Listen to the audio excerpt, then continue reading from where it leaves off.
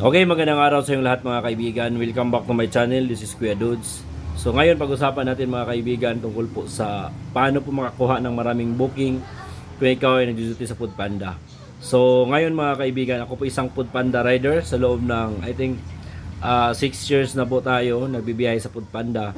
At so far wala po tayong aberya tungkol po sa account natin dahil ginawa talaga natin yung tama mga kaibigan, lalo na sa pag-deliver ng pagkain. So ngayon, yung technique na i-share ko sa inyo, paano nga ba makakuha ng maraming booking. So kung bago pa lang kayo sa YouTube channel natin mga kaibigan, don't forget to subscribe. Tingnan nyo yung mga previous video natin, yung mga pamamaraan para makapasok sa Foodpanda. Saan mag-apply at paano mag-apply, mga requirements. So may video po tayo dyan mga kaibigan. So ngayon, pag-usapan natin, paano nga ba makakuha ng maraming booking.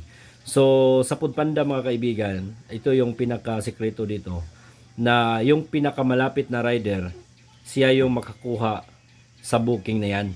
So, for example, Jollibee. So, mayroong 3 order na nakaabang sa Jollibee. Tapos, may 3 rider mga kaibigan na nandun sa Jollibee. So, yung order na yan, siguradong hindi yan makakalabas sa ibang rider. Doon talaga yan sa pinakamalapit na rider nandun sa Jollibee. So, ibig sabihin nun mga kaibigan, para makakuha ka ng maraming booking, so lumapit ka doon sa mga vendor na malakas yung order.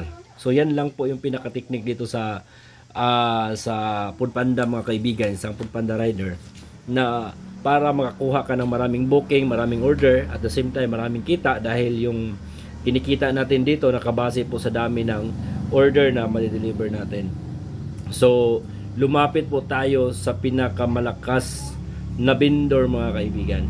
So, yan po yung pinaka-technique dito. At saka pangalawa, mayroon po tayong malakas na signal at saka load mga kaibigan. So, kailangan talaga na hindi ka ma-expirean ng load dahil baka po sa on duty ka ma-expire yung load mo.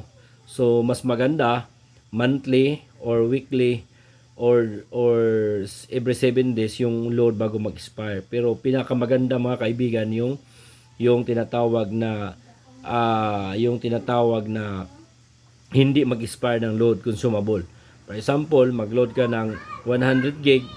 So ano na yun mga kaibigan? So hanggang maubos yung 100 gig, so hindi ka talaga maubusan ng internet at makakuha ka ng maraming order dito sa Foodpanda. So sulit ba ang pagbibiyahe sa Foodpanda? Para sa akin mga kaibigan, sulit po yung pagbibiyahe dito sa Foodpanda. Unang-una, hawak natin yung oras natin. Anong oras kang hindi mag-duty, anong oras kang mag-duty, pwede. So pangalawa, malaki yung sinasahod kumpara po sa minimum earner mga kaibigan. At saka dito sa Foodpanda talaga walang hassle at saka free ka talaga. Kung hindi ka pumasok, napakagandang trabaho dito mga kaibigan. So kung gusto nyo mag-apply sa Foodpanda, sa comment section mga kaibigan, ilagay ko yung link kung saan kayo mag-apply at submit yung mga requirements sa Foodpanda mga kaibigan. Shalom po, sana po kayo makakapasok. And in this video mga kaibigan, paki-like, paki-heart at paki-share sa mga kaibigan yung gustong mag-apply sa Foodpanda na naghahanap ng trabaho. Shalom po sa lahat.